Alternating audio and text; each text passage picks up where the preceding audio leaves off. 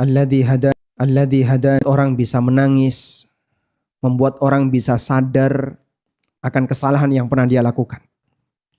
Di antara orang seperti ini contohnya Ibnul Jauzi. Bahkan dalam Sayyidul Khatir, Ibnul Jauzi pernah menyampaikan rencana beliau yang kemudian digagalkan. Beliau menyampaikan dalam Sayyidul Khatir, jiwaku selalu mengajak aku untuk melakukan uzlah, menyendiri, jauh dari interaksi dengan masyarakat, fokus dengan amal pribadi, beribadah yang sifatnya tidak ada kaitannya dengan kegiatan mengajar. Lebih kepada ibadah salat, berzikir, baca Quran yang sifatnya bermunajat dengan Allah. Tapi setelah aku renungkan, aku simpulkan itu godaan setan. Subhanallah. Seorang ulama memahami ajakan untuk menyendiri uzlah dari masyarakat untuk fokus kepada ibadah pribadi itu disebut godaan setan. Karena setan tahu.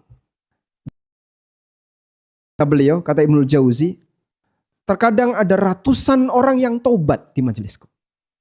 Ada ratusan orang yang menangis ketika itu, menyadari dosa-dosanya sehingga mereka kembali ke jalan yang lurus. Sehingga setan ngerti, mereka ingin menarik kembali korban yang dulu sempat mereka sesatkan untuk menjadi pengikutnya dengan menutup majelisku. Maka aku diajak oleh setan untuk uzlah, meninggalkan kerumunan masyarakat, meninggalkan majelis ilmu dan fokus dengan ibadah pribadi. Yang mungkin kalau Anda menilai orang kalau bisa sampai pada tingkatan seperti ini, rajin menghafal Quran, rajin dzikir, rajin ibadah yang sifatnya pribadi, Masya Allah ini sudah soleh sudah. Gak ada cacat pada orang ini. Tapi bagi Ibnul Jauzi, godaan setan. Karena setan ingin ilmu yang di majelisku itu ada banyak ratusan orang yang bertobat. Lalu beliau sampaikan, aku lihat di sana ada banyak tokoh sufi yang mengajak orang untuk uzlah, meninggalkan masyarakat, fokus dengan ibadah pribadi. Apakah seperti itu kegiatan yang dilakukan oleh para nabi? Bukankah para nabi itu berkerumun dengan masyarakat dan mereka berdakwah? Bukan sebagaimana yang dilakukan oleh tokoh-tokoh sufi. Beliau tinggalkan keinginan untuk uzlah dan kembali untuk mengajar dalam rangka menyadarkan orang dari maksiat. Subhanallah. Ini contoh muhasabah sederhana yang dilakukan oleh Ibnul Jauzi. Kembali kepada keterangan Ibnu Utsaimin. Lalu beliau menyampaikan, ada juga sebagian orang yang dia punya kelebihan mengajar dari sisi teori. Misalnya mengajar fikih, mengajar tentang masalah syarah hadis, mengajar tentang penjelasan yang sifatnya teoritis. Dia punya kelebihan di situ. Tapi ketika diminta untuk mengajar tentang masalah yang menyentuh hati, nasihat-nasihat sederhana, mungkin tidak lebih hebat dibandingkan ulama yang pertama. Contoh yang seperti ini, misalnya beliau kasih tahu beliau sendiri. Ibnu Utsaimin rahimahullah kalau sudah bicara masalah fikih panjang lebar. Banyak menyangkut banyak hal kemudian beliau cantumkan di situ.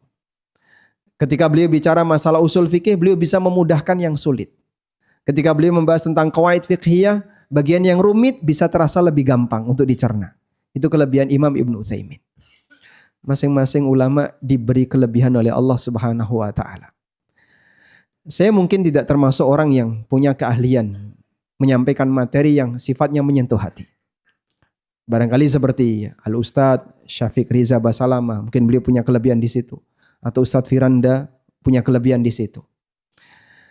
Sehingga tolong nanti saya dikoreksi. Kalau barangkali apa yang saya sampaikan kurang berkenan di hati Bapak Ibu sekalian. Kita mau bicara tentang muhasabah. Seharusnya yang bicara orang yang mungkin pinter untuk membuat orang lain bisa menangis. Dan saya tidak bisa nangis di majelis. Tapi semoga materi ini membuat kita bisa sadar bersama. Saya sedang belajar sebagaimana Anda mungkin juga sedang belajar. Allah Subhanahu wa taala perintahkan kita dalam satu ayat. Ya ayyuhalladzina amanu taqullah wal tandur nafsun ma qaddamat lighad. Wahai orang yang beriman, bertakwalah kalian kepada Allah. Dan hendaknya setiap jiwa memperhatikan ma qaddamat, apa yang telah dia lakukan, lighadin, untuk kehidupan yang kedua. Dalam syariat kita ada banyak hal yang dirahasiakan oleh Allah. Dalam agama dan ajaran Nabi Muhammad SAW ada banyak hal yang tidak dibuka oleh Allah. Yang itu tidak terjadi pada umat masa silam. Pada umat masa silam, amal diterima dan tidak itu ditunjukkan. Seperti cerita yang Allah sebutkan dalam Al-Quran tentang dua putra Adam. Ketika diperintahkan oleh Allah Subhanahu wa taala untuk berkorban. Watlu alaihim naba'a bnai Adama bil haqqi idh qarraba qurbanan fatuqubbila min ahadihima wa lam yutaqabbal minal akhar. Ceritakan kepada mereka kisah yang benar tentang dua putra Adam ketika keduanya berkorban, yang satu diterima dan yang satu tidak diterima. Lalu gimana, Pak? Yang tidak diterima iri, kemudian dia bilang kepada saudaranya, qala la aqtulannak, akan aku bunuh kamu. Qala innama yataqabbalullahu minal muttaqin. Kemudian yang satunya mengatakan, Allah hanya menerima amal orang yang bertakwa. Salahku apa? Kok sampai kau ingin membunuhku? Padahal yang namanya amal diterima dan tidak itu bukan wewenang hamba. Dan Allah hanya menerima orang yang bertakwa. Tapi karena emosi, disebabkan karena iri, akhirnya tetap terlaksana pembunuhan itu. Jadi kira-kira di antara jamaah yang tadi baru saja sholat maghrib,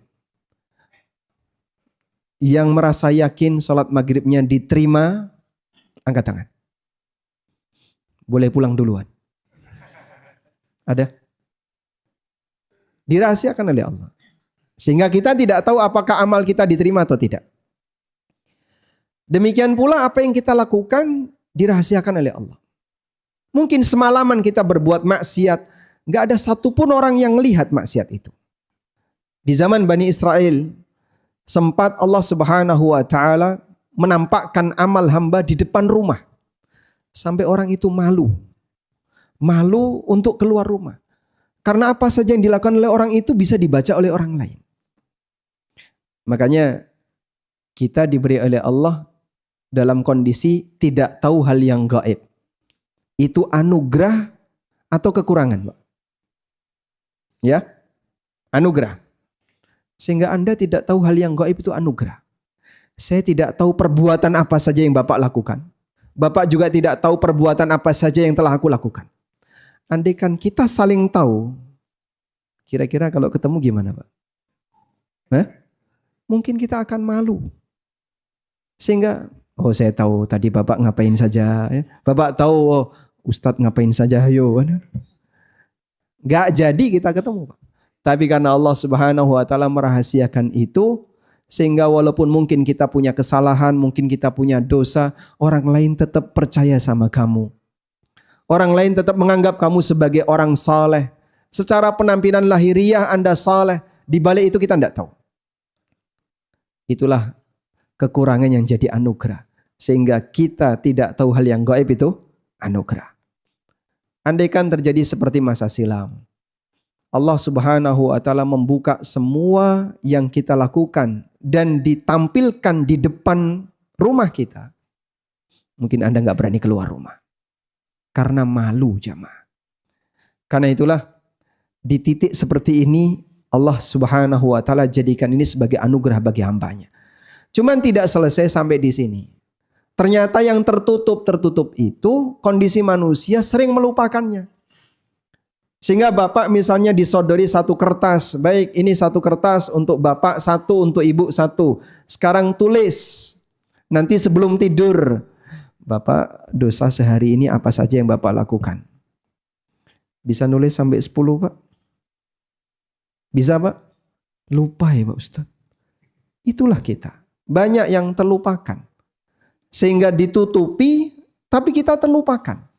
Maka seperti ini kalau tidak diingatkan, yauma tublas sarair, pada hari di mana semua rahasia dibongkar oleh Allah di hari kiamat, manusia nggak bisa menghindar. Kau dulu melakukan ini, kau dulu melakukan ini. Memang kau telah melupakannya. Allah pernah lupa, Pak? Ahsahullahu wa nasuh. Allah selalu menghitungnya, wa nasuhu, sementara manusia melupakannya. Tapi Allah nggak pernah lupa. Kita lupa dan Allah nggak pernah lupa. Allah catat semuanya. Makanya jamaah, kita tidak diperintahkan untuk membuat laporan harian untuk amal yang kita kerjakan. Andaikan manusia itu dikasih tugas, kau beramal dan kau buat laporan amal. Ada form untuk ngisi laporan itu, Pak. Kira-kira jadinya gimana, Pak? Sehari-hari kita hanya akan sibuk untuk ngisi laporan. Karena kita nggak mungkin melakukan itu, maka Allah Subhanahu wa Ta'ala tidak perintahkan hamba untuk membuat laporan amalnya. Allah tugaskan malaikat untuk mencatat itu. Ada malaikat kiraman katibin, malaikat-malaikat yang mencatat amal kita. Dan manusia hanya diperintahkan, silahkan kau beramal sebanyak mungkin. Dalam kegiatan yang kau kerjakan, bercampur antara kesolehan dan kefasikan, bercampur antara kebaikan dan keburukan, malaikat catat semuanya. Gak ada yang luput. Cuman kita diperintahkan, hasibu anfusakum qabla an tuhasabu. Sekarang kau bisa memperhitungkan dirimu sebelum nanti kau akan dihisab. Karena jamaah, dalam pengadilan dunia saja, manusia yang salah, dia itu mempersiapkan diri bagaimana caranya agar dia bisa selamat dari hukuman. Sehingga misalnya, Pak, orang yang sudah ketangkap basah misalnya, OTT KPK, lalu dia misalnya mau dibawa untuk diadili, dia sewa pengacara enggak? Mungkin dia sewa pengacara. Dan bahkan dia menolak untuk hadir kalau sendirian, sehingga dia pengen ditemani sama orang lain. Apa persiapan yang dia lakukan? Dia menyusun strategi, kira-kira pertanyaan jaksa apa saja, nanti kira-kira pertanyaan dari hakim apa saja. Dia sudah mempersiapkan itu. Lalu dia akan siapkan jawabannya. Sampai kata-kata yang salah dikasih nasihat oleh penasihat hukum. Pengacara ngasih tahu, jangan jawab kayak gini ya Pak, jawabnya seperti ini. Sehingga tidak boleh jawab dengan kalimat yang nyerempet-nyerempet kepada menyudutkan dirinya. Karena bisa dikejar terus. Itu di pengadilan dunia. Orang persiapannya demikian. Jadi kira-kira kalau pengadilan akhirat, Bapak sudah persiapan jawaban apa Pak? Sudah persiapan jawaban apa? Nanti kalau Allah bertanya kayak gini, kamu jawab kayak gini. Nanti Allah bertanya kayak gini, jawab kayak gini. Bisa nggak dimanipulasi? Bisa dimanipulasi jamaah? Bisa Pak? Allah bungkam mulut kita. Al-yawma tukallimuna aydihim. Yang ngomong apa Pak? Tangan. Wa tashhadu arjuluhum. Yang jadi saksi kakinya. Kulitnya bisa bicara, tangannya bisa bicara. Orangnya dia mau ngomong yang berbeda dengan tangannya, nggak bisa. Karena di pengadilan itu tidak ada yang bisa dimanipulasi.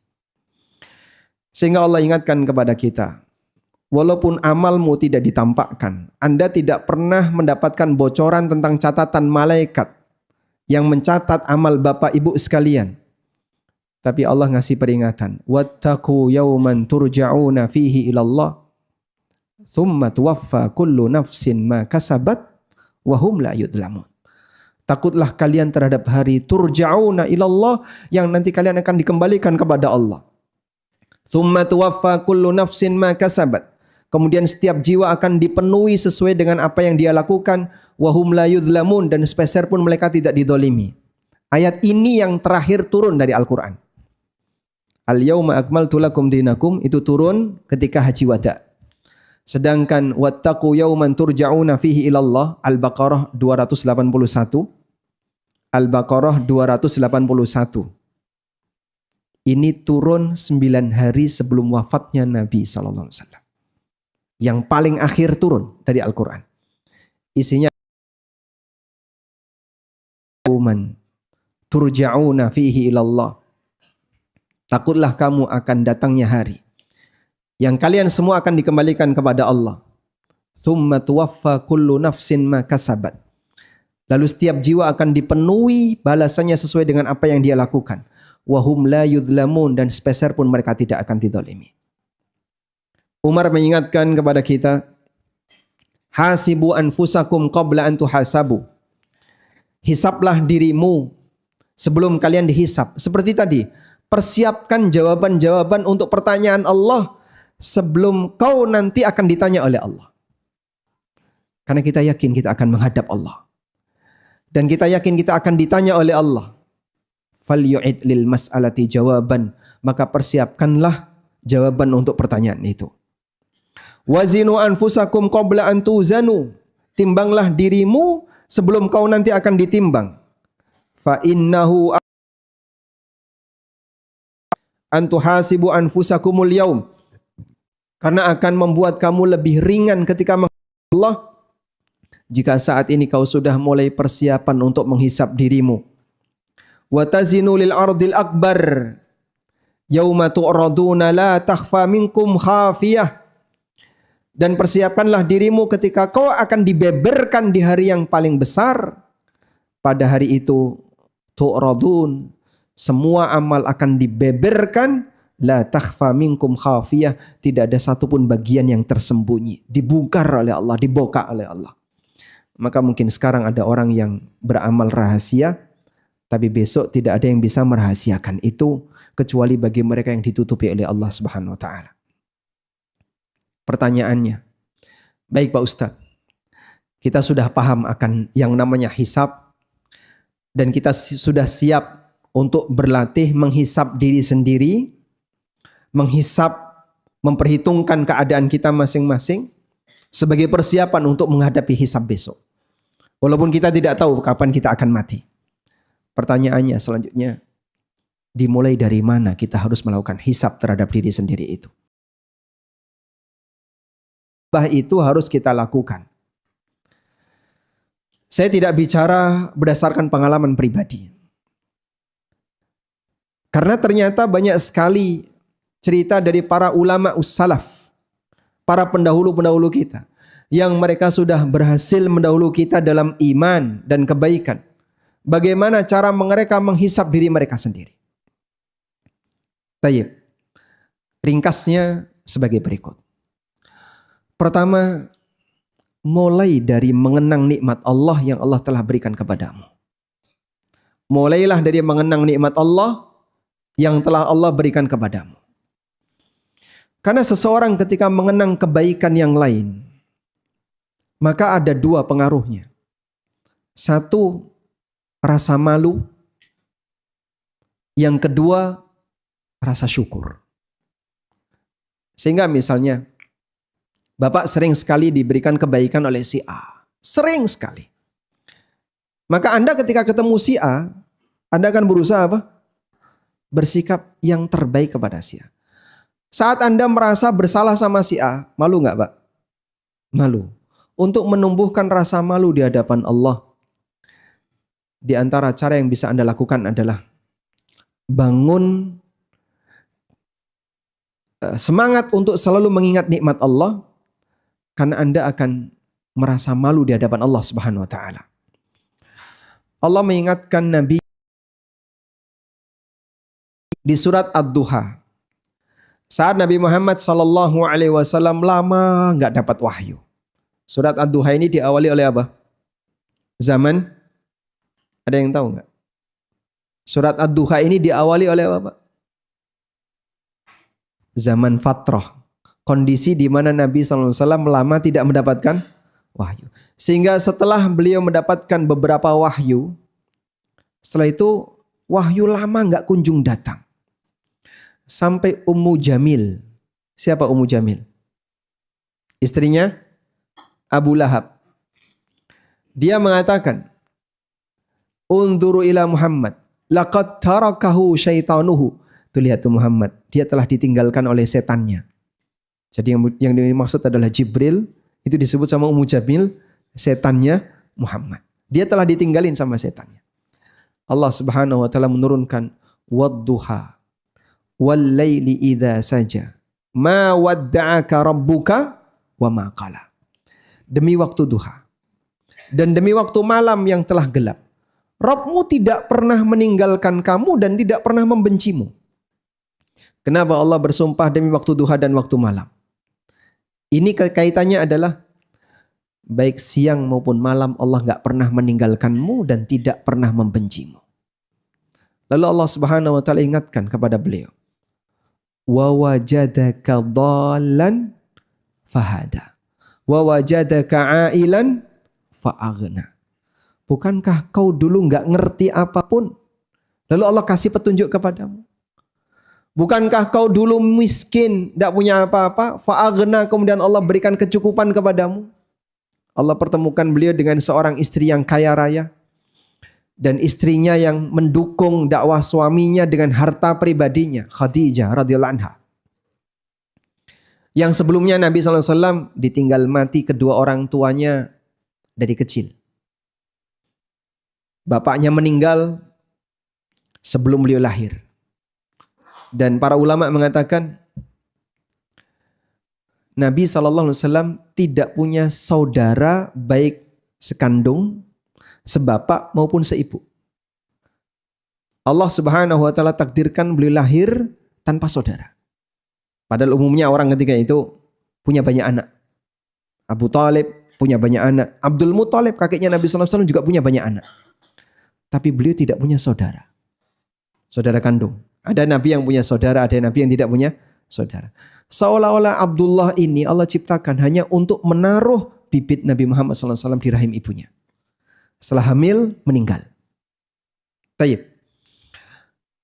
Dulu kau dalam kondisi miskin, lalu Allah berikan kecukupan kepadamu. Sehingga dengan cara mengingat nikmat itu, maka seseorang akan punya rasa malu kepada Allah.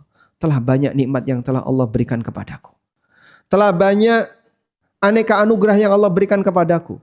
Sehingga dengan itu akan mendorong dirinya untuk mensyukuri Allah dan malu ketika berbuat salah di hadapan Allah. Dilakukan oleh Amirul Mukminin radhiyallahu anhu, Umar bin Khattab radhiyallahu anhu. Beliau pernah mengatakan kepada dirinya sendiri. Diceritakan oleh seorang perawi atau Anas bin Malik yang bercerita. Anas bin Malik menceritakan, selesai salat fansarafa Umar ila manzilihi. Umar pulang ke rumahnya. Fasalla rak'atain. Kemudian beliau salat 2 rakaat. Tsumma jalasa yaqulu li nafsihi. Kemudian beliau bermuhasabah, ngomong dengan dirinya sendiri. Sesekali itu perlu Anda lakukan. Jadi bicara dengan dirinya sendiri, bersuara seperti ngobrol dengan dirinya sendiri. Lalu Umar mengatakan, ya Ibnal Khattab, wahai anaknya Khattab. Anaknya Khattab itu siapa? Dirinya sendiri. Wahai anaknya Khattab, kunta wadi'an farafa'akallah. Dulu kau adalah orang terhina, lalu Allah mengangkat derajatmu. Wa kunta dhalan fahadakallah. Dulu kau orang tersesat, lalu Allah kasih petunjuk kepadamu. Wa kunta wadi'an fa'azzakallah. Dulu kau orang rendahan, lalu Allah berikan kemuliaan kepadamu. Wa ja'alaka khalifatan fa'ata rajulun yasta'inu bika. Allah jadikan kau sebagai khalifah, tiba-tiba orang datang untuk memohon pertolongan bantuan kepadamu. Ala daf'iz zulmi, agar kau menjauhkan atau kau menghindarkan praktek kezaliman. Fadzalam tahu, lalu tiba-tiba kau mendolimi. Idza ataita, apa yang bisa kau jawab besok ketika Allah bertanya kepadamu? Wa dhalla yuhasibu nafsahu hatta ashfaqan nasu alaih. Terus beliau bertanya tentang dirinya sendiri sambil menangis sampai semua orang merasa kasihan kepada Umar bin Khattab radhiyallahu anhu. Disinilah kita bisa lihat seorang Amirul Mukminin yang beliau menyadari di posisi ketika beliau menjadi manusia tertinggi dalam negara. Madinah 1. Bukan RI 1 ya. Madinah 1. Negeri kaum muslimin sebagai khalifah, Sebagai Amirul Mukminin, beliau menghisap dirinya sendiri. Kau dulu seperti ini lalu Allah jadikan kau seperti ini. Kau dulu kayak gini lalu Allah jadikan kau seperti ini. Terus seperti itu sambil menangis. Punya kekuasaan, kau sudah punya harta, apakah kau akan semena-mena dengan orang lain? Itu contoh. Sehingga berangkat dari apa? Berangkat dari apa jemaah? Dimulai dari mengenang nikmat, lalu dari situ orang akan merasa takut dan malu kepada Allah Subhanahu wa taala. Dulu ada khalifah Bani Umayyah yang dekat dengan Umar bin Abdul Aziz. Suatu ketika khalifah ini mau melakukan safar dalam rangka untuk piknik sekeluarga. Lalu Umar diajak, Umar bin Abdul Aziz diajak. Nah, karena khalifah ini mau berangkat, maka beberapa tim handling sudah disiapkan untuk berangkat duluan. Membawa perbekalan, bawa tenda, bawa berangkat dulu. Orang sana kan pikniknya kemana Pak? Padang pasir. Jadi pikniknya piknik gurun. Nanti di gurun bikin tenda, terus bakar-bakar. Kemudian mereka nyantai di sana. Sehingga perbekalan berangkat dulu. Perlengkapan berangkat dulu. Udah? Barulah rombongan raja dan keluarganya beserta para anggota kerajaan berangkat. Begitu sampai di tujuan, tenda sudah ada. Perlengkapan sudah disiapkan. Aneka kebutuhan makan tinggal ngambil sudah siap. Umar bin Abdul Aziz menyendiri. Beliau duduk di bawah pohon. Dicari oleh sang raja. Kemana Umar? Diberitahu beliau ada di sana. Kemudian sang raja mendekati Umar. Kenapa kamu sendirian di sini? Umar bin Abdul Aziz menyampaikan. Ya Amirul Mukminin. Aku sedang bayangin akhirat. Ada apa? Waktu Anda berangkat ke sini, sudah ada banyak orang yang berangkat duluan untuk menyiapkan perbekalan. Sehingga begitu sampai di tujuan, perbekalan itu sudah siap. Kita sudah punya tenda, kita sudah punya makanan, sudah punya perlengkapan, tinggal menikmati. Saat ini kita sedang melakukan perjalanan menuju akhirat. Kalau tidak ada amal yang kita kirim ke sana, Anda tidak akan mungkin bisa membuat persiapan di sana. Sehingga kalau kau pengen sampai di akhirat sudah ada fasilitas dan sudah ada sesuatu yang tersedia, persiapannya kirim dari sekarang. Sehingga sekarang Anda sudah bisa menikmati hasil karena perlengkapan sudah dikirim duluan. Coba kalau orang tidak punya pasukan seperti itu ya, nggak ada tim handling misalnya. Terus dia berangkat dengan perbekalannya, begitu sampai tujuan, dia ngapain Pak? Ya baru repot diriin tenda, kemudian persiapan A, persiapan B. Karena tidak ada yang menyiapkan. Dan kehidupan akhirat kita mulai dari sekarang. Kirim dulu amal itu ke sana, kirim dulu ketaatan itu ke sana, kirim dulu aneka ibadah kamu ke sana, nanti akan dipersiapkan oleh Allah. Maka Allah membuat janji untuk hambanya, siapa yang melakukan ini, ibarat dia membuat rumah di surga. Siapa yang membaca ini, maka ditanam satu pohon untuknya di surga. Siapa yang melakukan ini, maka akan disediakan istana di surga. Jadi Anda seperti sedang merancang sebuah kota untuk Anda sendiri dengan amal yang Anda kerjakan. Di mana? Di surga. Bagi yang punya persiapan. Maka persiapannya Anda kirim dari sekarang. Itu contoh bagaimana cara ulama salaf dalam melakukan muhasabah.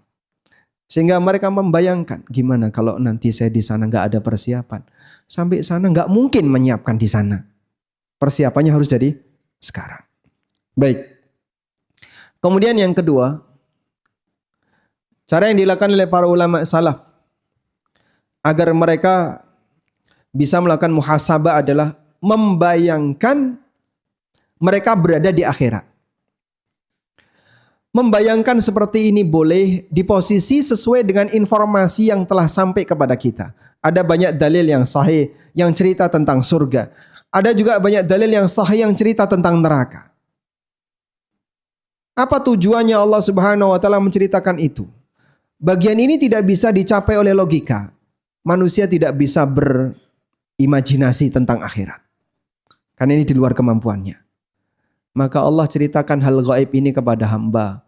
Dalam Al-Quran banyak enggak Pak cerita tentang akhirat Pak? Banyak. Cerita tentang surga? Cerita tentang neraka? Banyak. Ibrahim At-Taimi pernah menyampaikan. Mathaltu nafsi fil jannah. Aku pernah membayangkan diriku masuk surga. Aku makan buah-buahan surga, aku minum air dari sungai surga, lalu aku membersamai bidadari-bidadari yang ada di surga. Summa mathaltu nafsi finnar. Kemudian aku bayangkin diriku ada di neraka.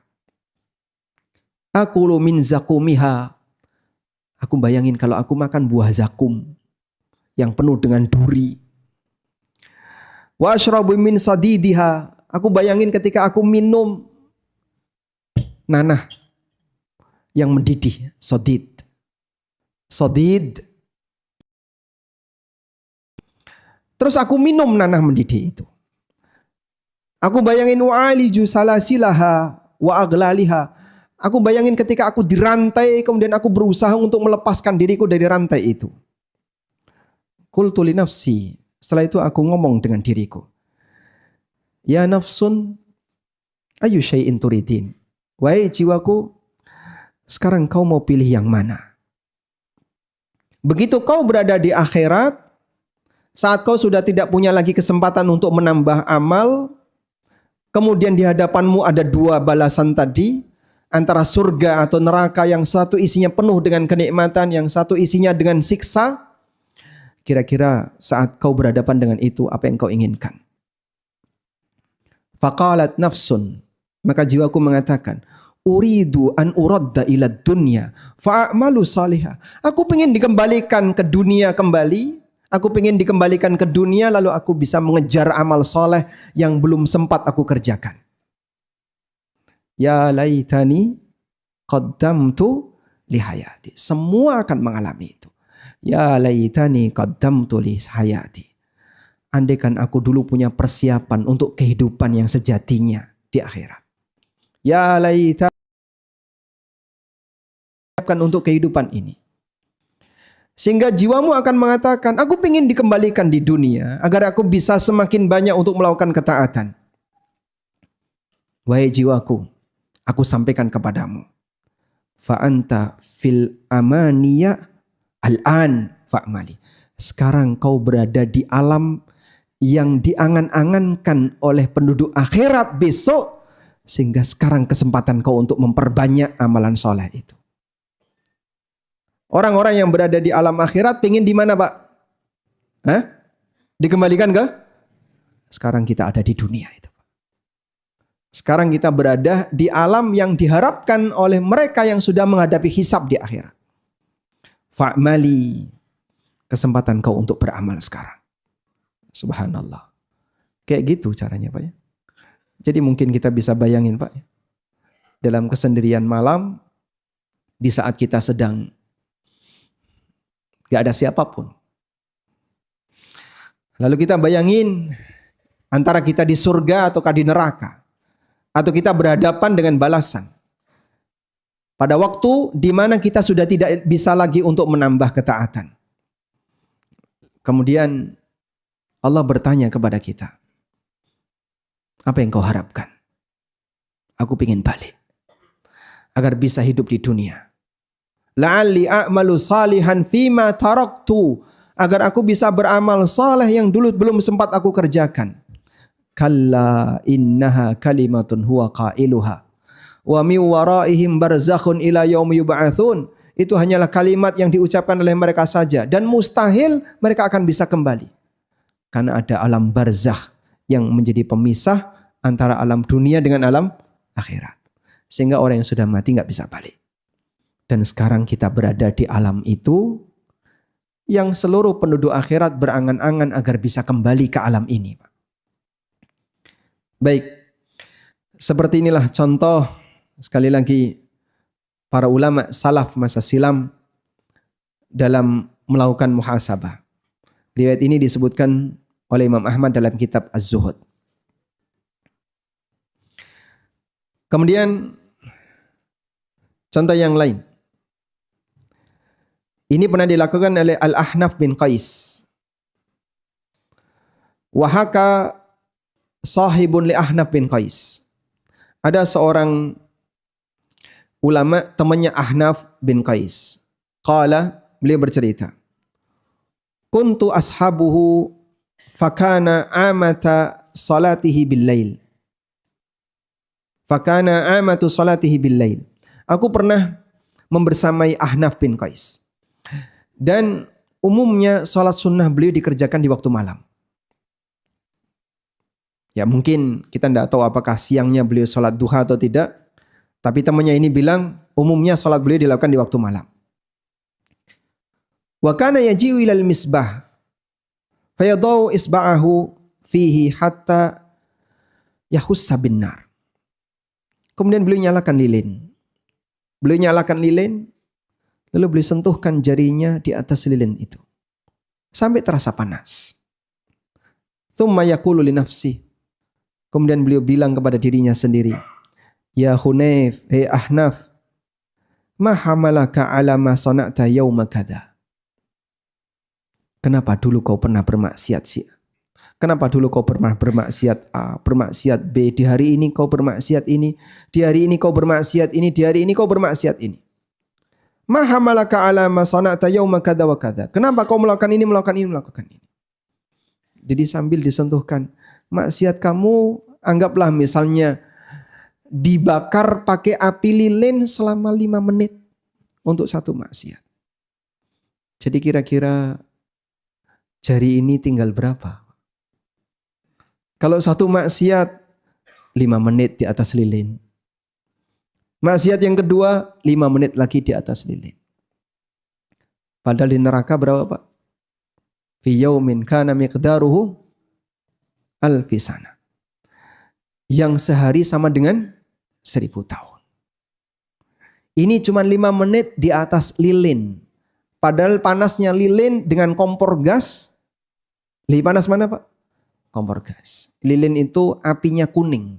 Kompor gas yang biru lebih panas. Dan api neraka 70 kali lebih panas daripada api dunia. Terus seperti itu beliau lakukan. Sehingga kepanasan beliau tarik lagi. Kepanasan beliau tarik lagi. Kamu dulu pernah melakukan kayak gini. Kamu melakukan maksiat kayak gini. Kamu melakukan maksiat kayak gini. Sambil mengingat-ingat. Andaikan besok di hari kiamat dibakar oleh Allah untuk satu maksiat. Satu celupan ke dalam neraka. Sehingga membuat beliau selalu bermuhasabah dengan cara seperti itu. Hal yang sama juga pernah dilakukan oleh Umar bin Abdul Aziz. Beliau termasuk di antara orang yang sangat rajin bermuhasabah. Sampai diceritakan dalam keterangan yang disebutkan oleh para ulama. Beliau mengatakan, Innahu layamna'uni min kathirin minal kalam makhafatal mubaha. Aku takut untuk banyak bicara karena khawatir nanti jadi bahan kebanggaan diriku. Sehingga sampai beliau khawatir dipuji orang karena pinter ngomong, dipuji orang karena pinter menjelaskan. Kekhawatiran itu sampai menghalangi beliau jadi ingin bicara itu ditahan. Padahal kita sebaliknya. Ingin menampakkan eksistensi dengan cara di depan. Bisa punya forum, bisa berbicara. Lalu dipuji orang. Masya Allah, dia pintar ngomong, dia pintar menjelaskan, bicaranya fasih. Umar bin Abdul Aziz takut seperti itu. Selanjutnya. Wa nukila an ibni Sammah. Dinukil dari Ibnu Sammah. annahu jalasa yauman liyuhasiba nafsahu fa'adda umrahu. Suatu hari beliau sedang duduk dan bermuhasabah. Lalu beliau hitung umurnya. Umur beliau ketika itu fa idza huwa ibnu sittina sanatan, usianya sudah 60 tahun. Lalu beliau hitung 60 tahun, jumlah harinya berapa? Jumlah harinya ada 521.000 hari. 521.000 hari selama 60 tahun. Lalu beliau mengatakan, ya wailata laitani, duh celakalah aku. Ketika aku ketemu dengan Allah Subhanahu wa taala dengan membawa 21.000 hari saja, belum ngitung yang 500-nya, dan membawa 21.000 dosa. Fa kaifa wa fi kulli yaumin asyratu alafi dzanbin. Bagaimana kalau sehari saya melakukan puluhan ribu dosa? Misalnya ya Pak. Jadi kalau kita di usia 40 tahun berarti berapa hari itu Pak? Satu hari berapa? Satu tahun berapa? 365 kali 40. 14.000. Oh berarti tadi 21.500 hari. Baik.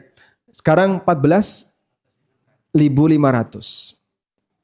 14.500 hari. Ada berapa nikmat? Wallahu a'lam. Ada berapa maksiat? Per hari bisa ribuan maksiat. Bisa ratusan maksiat. Sehingga di saat Allah kasih nikmat, di saat yang sama kita melakukan banyak maksiat. Terus beliau seperti itu, tsumma kharra fa idza huwa mayyit, sampai beliau tersungkur.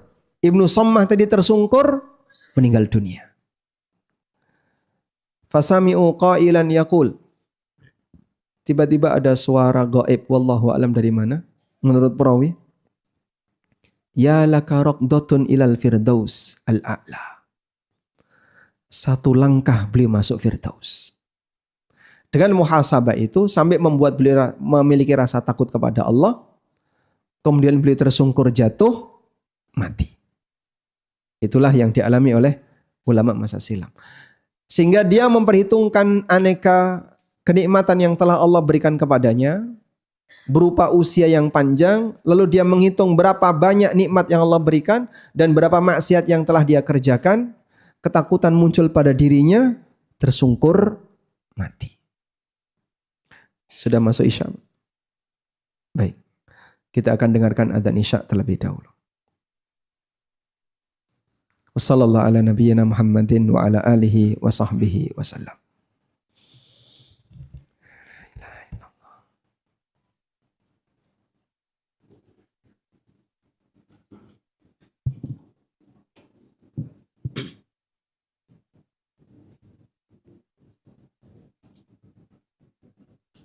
Allahu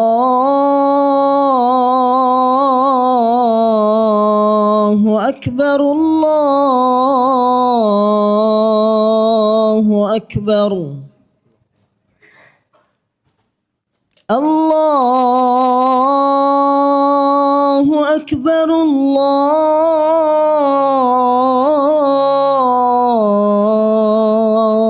Akbar. أشهد أن لا إله إلا الله. أشهد أن لا إله إلا الله.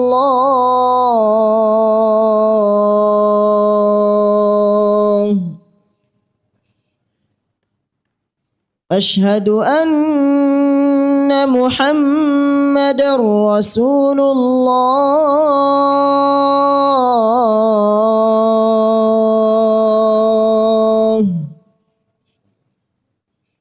أشهد أن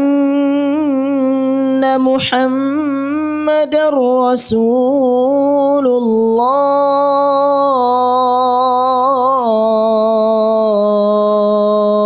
الله حي على الصلاة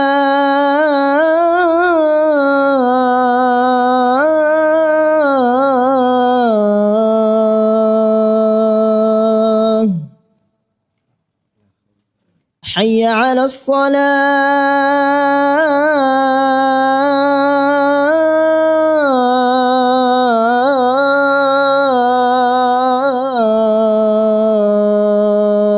الصلاة حي على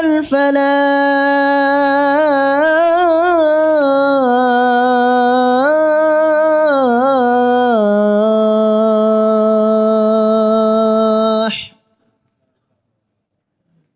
حي على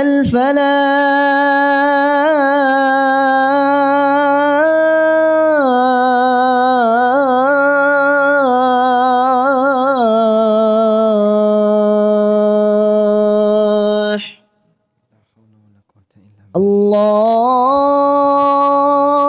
الله أكبر الله أكبر Allahu Akbar. لا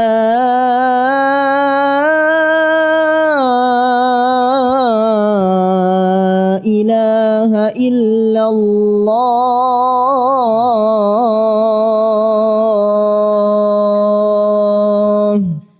La ilaha illallah. Allahumma salli ala Muhammad. Allahumma rabba antin ta'wadita. Wassalatil qa'imah. Anti Muhammadan. Wa ba'athu maqamah mahmudan illati wa'adta. Alhamdulillah. Wassalatu wassalamu ala rasulillah. Wa ala alihi wa sahbihi wa mawalah. Wa ashhadu an la ilaha illallah wahdahu la syarika lah. Wa ashhadu anna Muhammadan Rasul.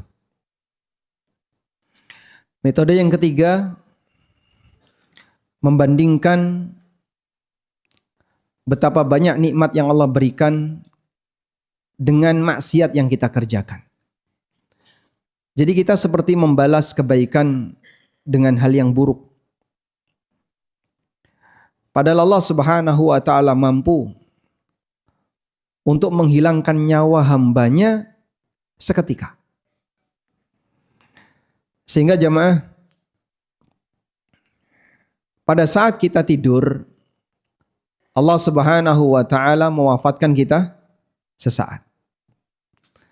Dan ketika kita diwafatkan oleh Allah Subhanahu wa taala sesaat, kemudian Allah membangkitkan kita kembali. Sebagai renungan, coba Anda baca surat Al-An'am ayat 60. Surat Al-An'am ayat 60.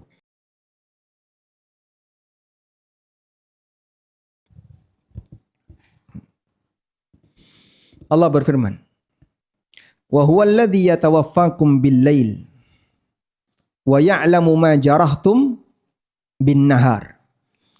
Tsumma yab'atsukum fihi liyuqda ajalum musamma." Dialah zat yang mewafatkan kalian di waktu malam. Karena orang ketika tidur mengalami apa? Wafat sughra, wafat sesaat. Allah Subhanahu wa taala mencabut arwah orang itu selama dia tidur, kemudian Allah kembalikan. Makanya ketika bangun tidur Nabi SAW membaca doa, Alhamdulillahilladzi afani fi jasadi wa radda alayya ruhi wa adzinali bidzikri. Segala puji bagi Zat yang berikan kesehatan pada jasadku. Wa radda alayya ruhi, dan yang telah mengembalikan ruhku. Sehingga saat bangun tidur beliau mengatakan Allah telah mengembalikan ruhku. Wa adzinali bidzikrihi, dan Allah memudahkan aku untuk berzikir kepadanya. Sehingga pada waktu kita tidur, kita nyawanya dicabut oleh Allah sesaat. Lalu Allah mengatakan, wa ya'lamu ma jarahtum bin nahar, dan Allah tahu apa yang kalian kerjakan di waktu siang. Artinya begini Pak, saat kita tidur Pak, Nyawa kita dicabut oleh Allah sesaat. Baik. Allah tahu enggak? Ini orang kalau nyawanya aku kembalikan, kemudian nanti dia bangun, dia akan bermaksiat. Allah tahu? Tahu ya? Tahu. Karena dia tahu sebelum kejadian. Sehingga ini hamba, besok dia bangun tidur dan besok dia akan durhaka kepadaku. Ibarat Pak, kalau ada maling ketangkap, terus Bapak ingin melepaskannya. Tapi Bapak ngerti betul, ini karakter orang kalau aku lepaskan pasti akan maling lagi. Kira-kira dilepasin gak Pak? Ya? Dilepasin gak? Kenapa tidak? Ntar maling lagi. Ada orang misalnya ngambil barang Bapak, ya, ketangkap, kemudian setelah itu Bapak maafkan dah, saya maafin. Tapi Bapak tahu ini bakal ngambil lagi barang saya. Karena kualitas pemaaf kita rendah. Allah latifun bi'ibadi. Rahimun bi'ibadi. Allah dat yang maha lemah lembut kepada hambanya, penyayang kepada hambanya. Walaupun dia tahu ini orang kalau aku bangkitkan nanti pasti dia akan berbuat maksiat. Tapi tetap dikembalikan arwahnya. Baik yang muslim maupun yang kafir. Betapa lembutnya Allah Subhanahu wa taala kepada hambanya. Padahal dia tahu sekarang nyawanya sedang ditahan oleh Allah. Dan besok ketika dia bangun tidur, dia akan kembali melakukan durhaka. Dia kembali melakukan perbuatan kesyirikan untuk orang kafir. Dia akan kembali berbuat maksiat. Dia akan kembali melakukan transaksi riba. Dia akan kembali berbuat zina. Dia akan kembali berbuat A, berbuat B. Allah tahu. Tapi kasih sayang Allah tetap dikembalikan arwahnya. Al-Ghazali pernah mengatakan, fahakadha yambagi ayyuhasibal abdu nafsahu alal anfas. Selayaknya setiap orang menghisap dirinya dengan jumlah nafas yang telah Allah berikan kepadanya. Wa ala ma'siyatihi bil qalbi. Di saat yang sama hatinya sering berbuat maksiat. Wal jawarih, demikian pula anggota badannya. Fi kulli sa'atin, setiap waktu yang Allah berikan kepadanya. Walau rumiyal abdu bi kulli ma'siyatin hajaran fi darihi lam tala'at daruhu fi muddatin yasirah. Andaikan Pak ya, kalau orang itu berbuat maksiat lalu dibalas oleh Allah dengan satu lemparan kerikil ke arah rumahnya. Satu maksiat, satu kerikil. Maka rumahnya akan penuh dengan kerikil dalam waktu yang cepat. Qaribatan min umrihi, lebih pendek daripada umurnya. Dia diberi oleh Allah umur misalnya 60 tahun. Kerikil itu mungkin sudah memenuhi rumahnya di usia dia 40 tahun. Kerikil itu mungkin sudah memenuhi rumahnya di usia 30 tahun. Saking banyaknya maksiat yang dia lakukan. Kalau satu maksiat digantikan dengan satu lemparan kerikil. Mungkin kita nggak bisa tidur di rumah itu karena penuh dengan kerikil yang dilemparkan ke arah rumah kita. Walakinnahu yatasahal fi hifdil ma'asi wal malakani yahfadhani alaihi dzalika ahsahu Allahu wa nasuh. Tapi manusia begitu mudah melupakan aneka maksiat yang dia kerjakan. Padahal malaikat selalu mencatat ahsahu Allahu wa nasuhu. Allah menghitungnya, Allah selalu mencatatnya, sementara manusia melupakannya. Orang kalau menyadari seperti ini, maka dia akan lebih waspada. Memang perhitungannya tidak tampak, tapi harus kita sadari. Karena kita yakin itu ada walaupun tidak kelihatan. Dan Allah Subhanahu wa taala tegaskan, "Faman ya'mal mithqala dzarratin khairan yara, wa man ya'mal mithqala dzarratin syarran yara." Semua pasti akan dia lihat. Yarahu, yang baik walaupun satu dzarrah, yarahu dia bakal lihat. Yang buruk walaupun seberat dzarrah, yarahu bakal dia lihat. Sampai di akhirat ada orang yang ketakutan.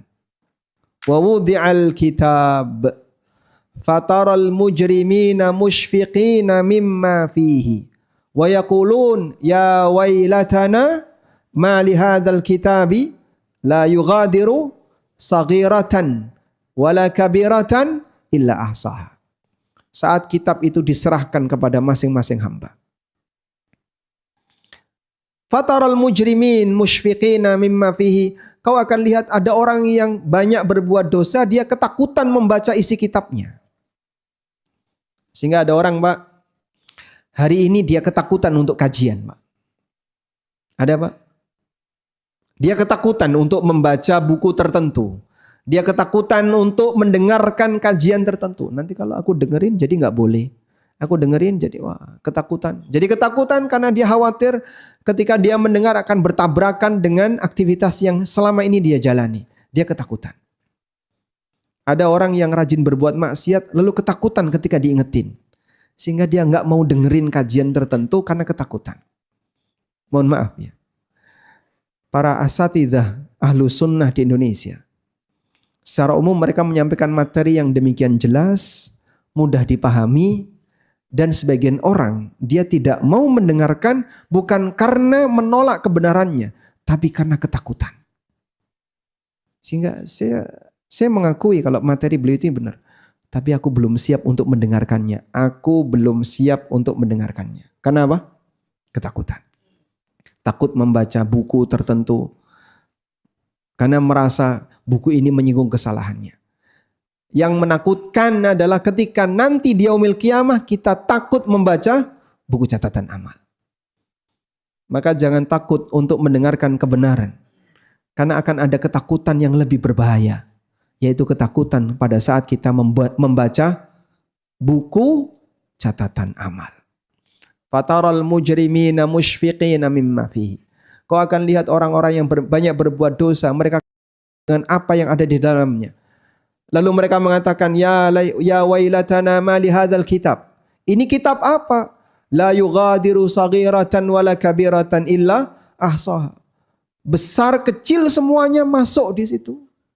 Enggak ada satupun yang ditinggalkan. Sehingga mereka pada saat membacanya mereka ketakutan. Padahal Allah Subhanahu wa taala perintahkan, Iqra kitabak kafa binafsikal yauma alaika hasiba. Wacanan dewe kitabmu. Baca sendiri itu kitabmu. Sekarang kau sudah bisa ngukur kira-kira kau layak masuk surga atau tidak. Wallahu alam. Saya hanya membacakan, Pak. Dan masing-masing kita mungkin punya perasaan yang beragam. Belum tentu saya bisa lebih mendapatkan pelajaran daripada Bapak Ibu. Sekali lagi saya hanya membacakannya. Barangkali ada di antara jamaah yang merasa mendapatkan manfaat dari kajian ini, lalu hatinya tersentuh, kemudian dia merasa bisa muhasabah, bertobat. Walhamdulillah, semoga ini manfaat dari kajian ini. Karena iman bisa bertambah ketika seseorang semakin punya rasa takut kepada Allah. Dan terkadang majelis ilmu, sesekali kita perlu seperti itu, membuat kita jadi lebih takut kepada Allah, lebih waspada dengan kesalahan yang kita lakukan. Dan kita mohon kepada Allah, semoga Allah Ta'ala menjaga kita semuanya dari adab neraka. Wassallallahu ala nabiyyina Muhammadin wa ala alihi wa sahbihi wasallam.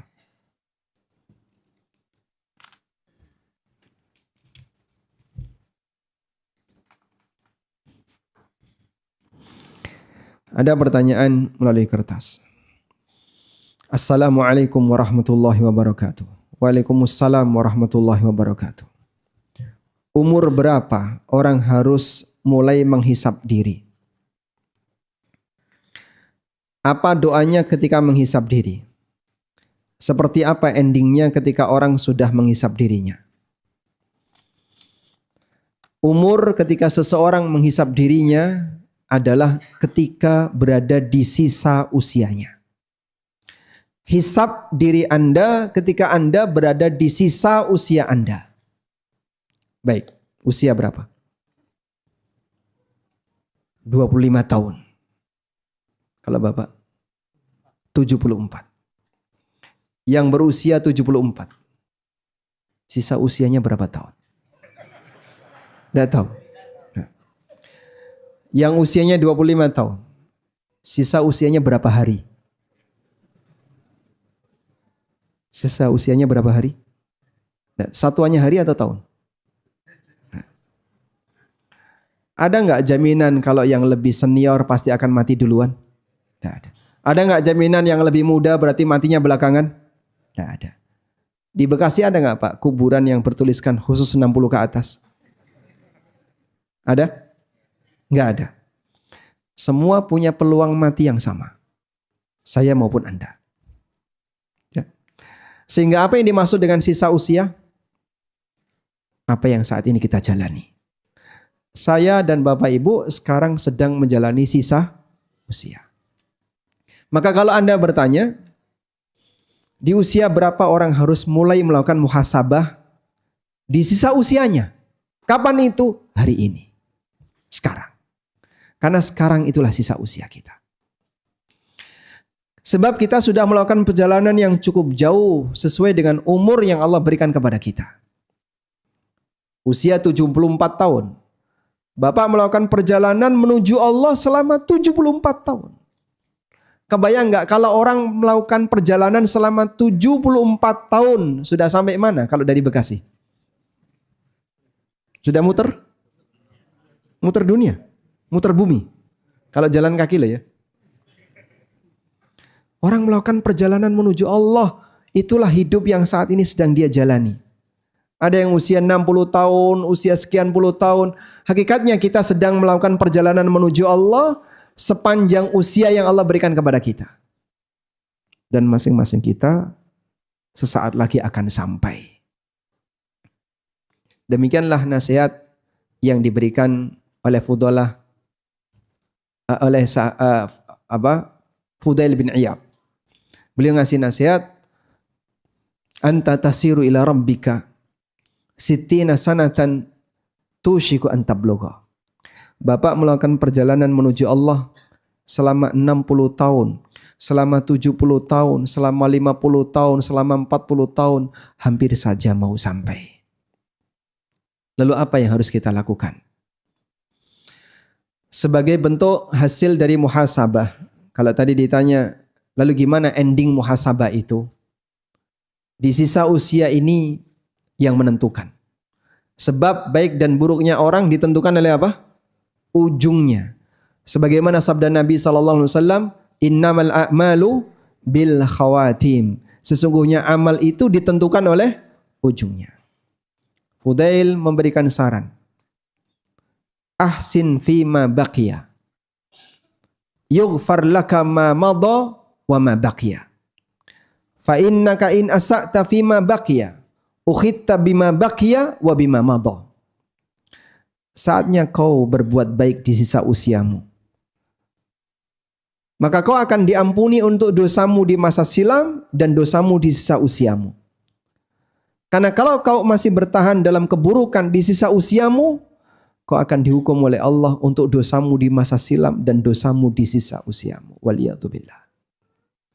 Itu kira-kira kata akhir yang penting untuk kita ingat-ingat. Kita sekarang berada di sisa usia dan bagian inilah yang menentukan baik dan buruknya dari hidup kita.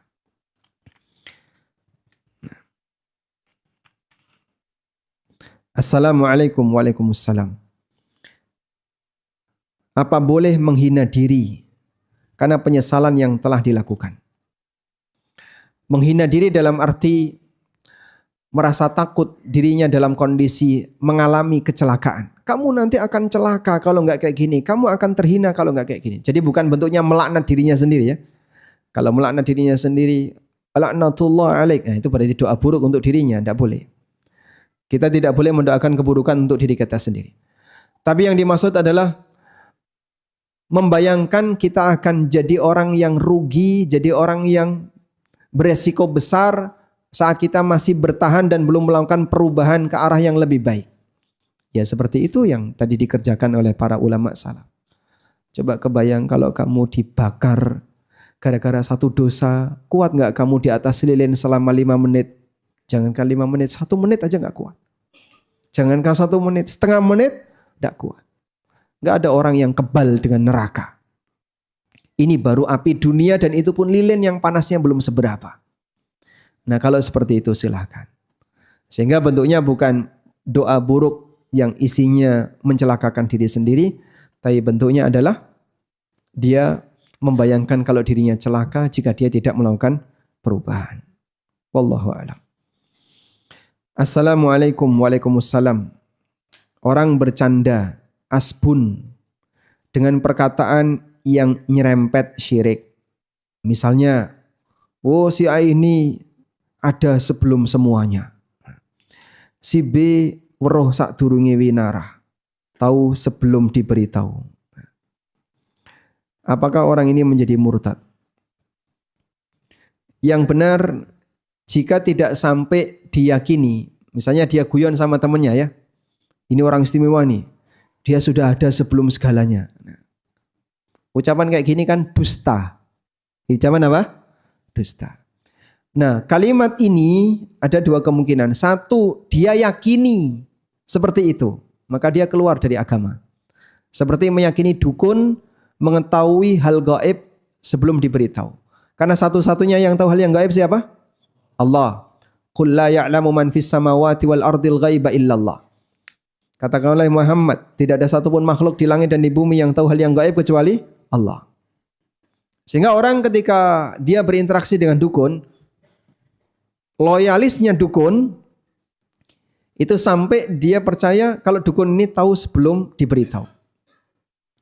Weruh sakdurunge winarah, ngerti sebelum ada informasi. Ini sampai keluar dari agama. Makanya Nabi SAW mengatakan, man ata'arrafan fasa'alahu an syai'in fasaddaqahu faqad kafara bima unzila ala Muhammadin. Siapa yang mendatangi dukun lalu dia bertanya tentang satu hal yang gaib dan dia percayai, maka dia telah kufur dengan Al-Quran yang telah diturunkan kepada Nabi Muhammad sallallahu alaihi wasallam. Yang kedua, kalau yang dia ucapkan ini tidak sampai pada derajat keyakinan, maka tidak sampai kufur. Cuman yang dia ucapkan dusta. Ini orang ngerti sebelum diberitahu. Tapi ngomongnya asbun. Dusta kamu, ucapan itu tidak benar. Dulu ada gadis kecil. Pada waktu hari raya, dia bernyanyi dengan lagu tertentu, dengan lagu Bu'ath di dekat Nabi SAW. Lalu ada satu lirik yang dibaca oleh anak kecil ini. Wa fina nabiyyun ya'lamu ma fi ghadin. Di tengah kami ada seorang nabi yang mengetahui besok terjadi apa. Langsung dilarang oleh Nabi SAW. La taquli hakadha. Jangan kamu ucapkan kalimat itu. Wa quli ma qulti min qabl.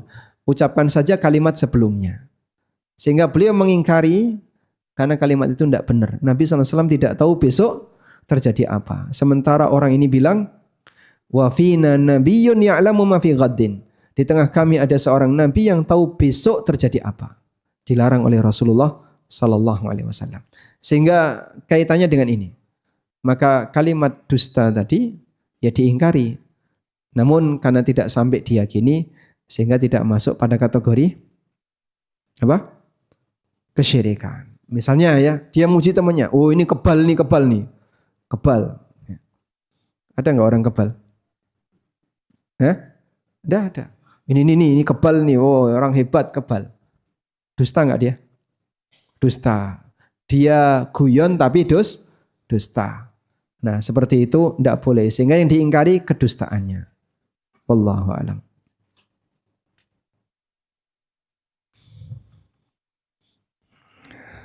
Mohon nasihatnya bagi jamaah yang bawa anak-anak, orang tuanya sibuk ngaji dan anaknya dilepas bermain saat kajian. Jadi gimana ini? Atau orang tuanya disuruh menemani anaknya bermain? Pilihannya anaknya yang bermain, orang tuanya ngaji, atau orang tuanya ikut bermain bersama anaknya, atau anaknya ngaji, orang tuanya bermain. Atau dua-duanya ngaji? Dua-duanya ngaji. Yang keempat ini ya.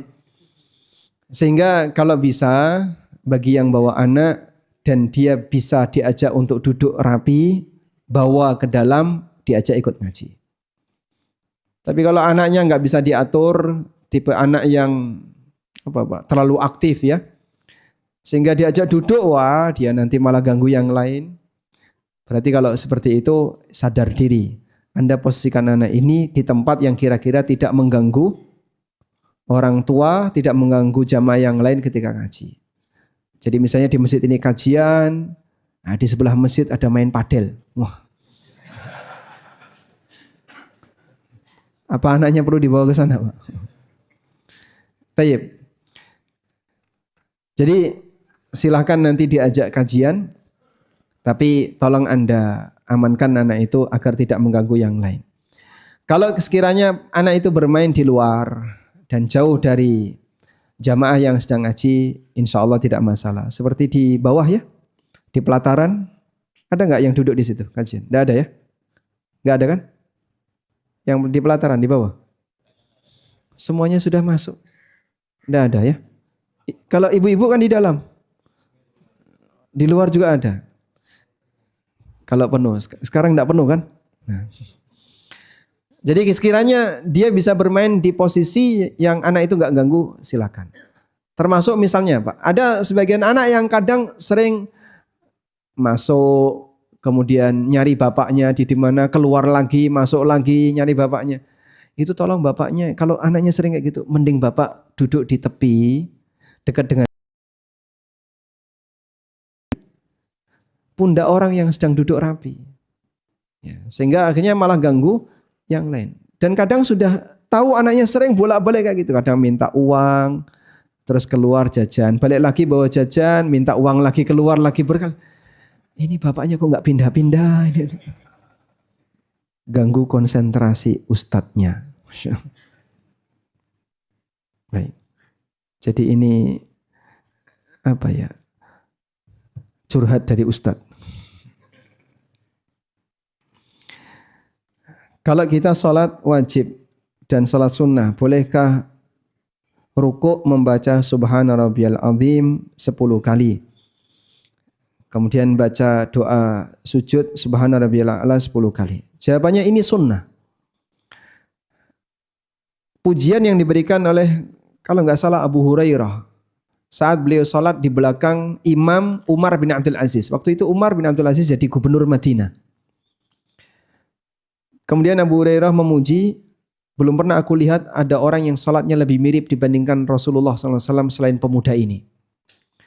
Kemudian dihitung ternyata saat rukuk dan sujud, beliau membaca Subhana Rabbiyal Azim, Subhana Rabbiyal A'la masing-masing 10 kali.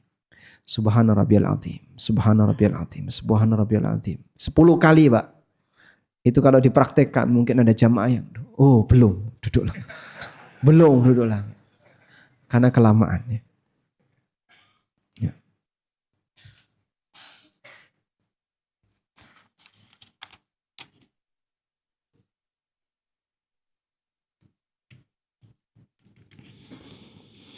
Saya sudah terikat kerja di Jogja, namun saya masih di Bekasi karena kuliah.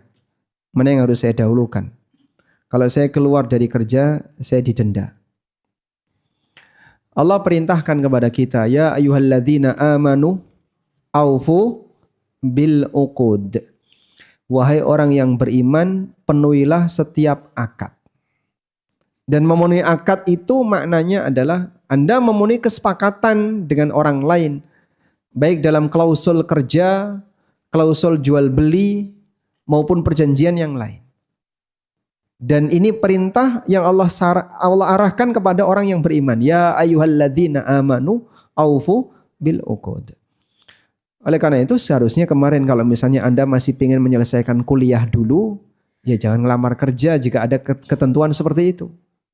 Jadi misalnya saat penandatangan MOU ada ketentuan siap tanda tangan kontrak kerja minimal 2 tahun. Tapi saya masih kuliah. Ya pilihannya kamu kerja atau nggak usah kerja. Sehingga kalau dia pengen menyelesaikan kuliah, jangan tanda tangan. Baik, saya mundur saja. Karena tidak diizinkan antara kuliah sambil kerja. Tapi kalau Anda diizinkan untuk itu, ya silahkan lanjut. Sesuai kesepakatan yang berlaku. Dan karena ini Anda sudah sepakat, ya seharusnya Anda penuhi kesepakatan itu. Wallahu a'lam.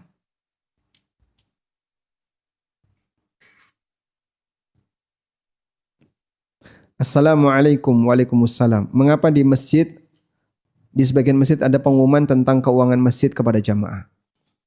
Dan ada juga sebagian masjid yang tidak mengumumkan. Apakah hal ini bisa dapat menimbulkan fitnah? Seakan masjid ini tidak transparansi dalam keuangannya. Kalau masalah ada dan tidak itu kebijakan takmir ya. Sehingga Anda kalau tanya ke saya alasannya apa saya tidak tahu ya. Ya perlu tanya ke masing-masing takmir. Terkadang pengumuman itu disampaikan dalam bentuk tulisan yang ditempel di papan informasi. Dan takmir nanti tidak membacakan. Kadang dibacakan dengan menyampaikan global saja. Ada yang sampai rinci sehingga saat Jumatan khotib sudah siaga, nggak naik-naik mimbar ya. Saking panjangnya pengumuman itu. Nah yang seperti ini ya perlu memperhatikan kondisi masing-masing. Intinya karena ini adalah uang jamaah, maka transparansi itu penting. Walaupun nanti jamaah juga tidak akan melakukan audit keuangan masjid. Tapi Anda boleh sampaikan dan kami sarankan sebaiknya biar tidak ganggu ya. Aktivitas dari kegiatan jamaah di masjid cukup diumumkan di papan pengumuman. Akan lebih bagus kalau masjid ini tidak menerima donasi dari jamaah. Sehingga tidak perlu ada pengumuman. Pernah nggak dengar pengumuman di Masjid Nabawi, keuangan saldo Jumat ini sebelum khotib naik mimbar, ada kayak gitu? Karena banyak masjid yang kadang berlomba-lomba ngumpulin duit itu buat apa? Akhirnya cuma nganggur. Padahal nggak butuh renovasi ya, operasional juga sudah ada yang backup, masjid punya unit usaha produktif. Dan nggak perlu untuk ada kota infak, ya sudah. Kalau seperti itu, kota infaknya disimpan. Udah, nanti kalau butuh dibuka lagi. Kalau nggak butuh disimpan. Sehingga tidak ada ketergantungan takmir kepada jamaah. Membeli layanan tanpa minta adanya sumbangan dari mereka. Kalau bisa seperti itu, silakan. Sehingga di sini menyesuaikan.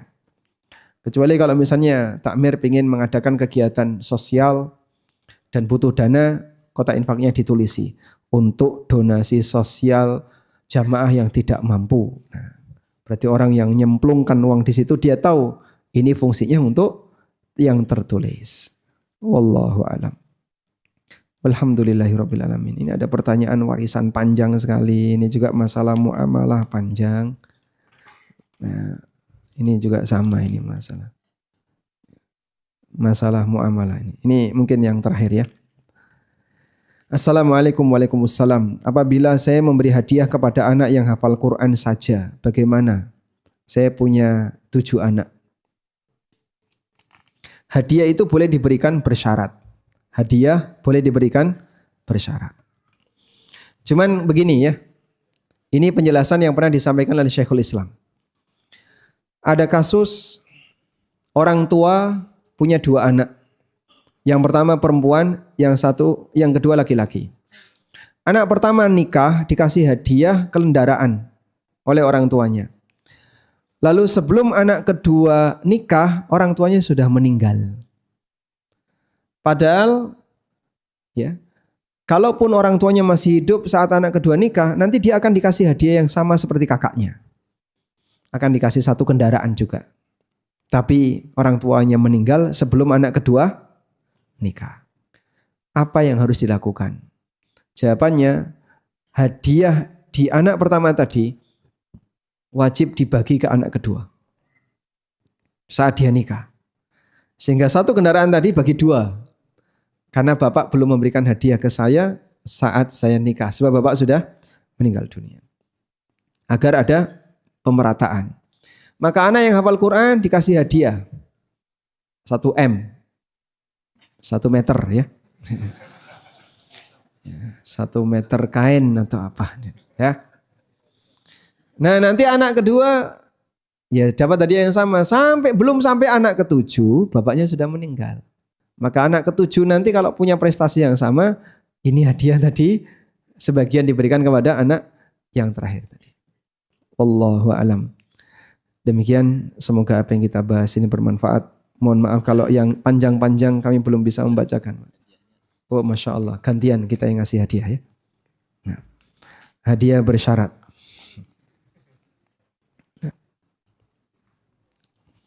Pertanyaannya, siapa nama ulama yang tadi membakar tangannya di lilin? Ahnaf bin Qais, Masya Allah. Saya nggak tahu isinya apa. Jadi goror itu adanya. Boleh enggak? Boleh, Masya Allah. Hadiah goror boleh. Bapak sudah punya buku ini, Pak? Belum? Masya Allah. Untuk Bapak, Masya Allah.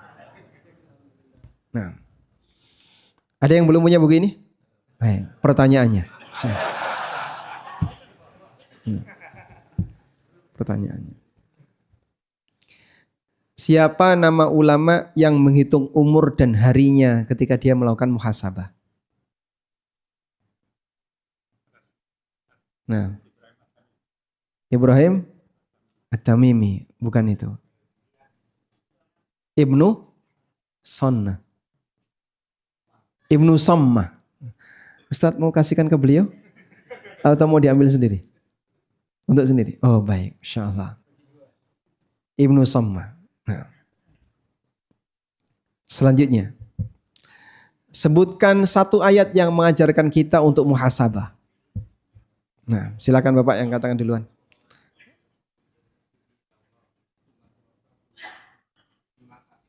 Tsumma tuwaffa kullu nafsin ma kasabat. Masya Allah. Nah. Surat apa ayat berapa yang terakhir turun? Nah, Masya Allah Pak. Al-Baqarah gimana bunyinya Pak? Yauman fi nah, thumma tuwaffa kullu nafsin ma kasabat wa hum la yudlamun. Baik. Yang punya anak lebih dari 7. Berapa Pak? 9. Masya Allah. Pemenangnya. Alhamdulillah wa sallallahu ala nabiyyina Muhammadin wa ala alihi wa sahbihi wa sallam wa akhiru da'wana alhamdulillahi rabbil alamin. Wassalamualaikum warahmatullahi wabarakatuh.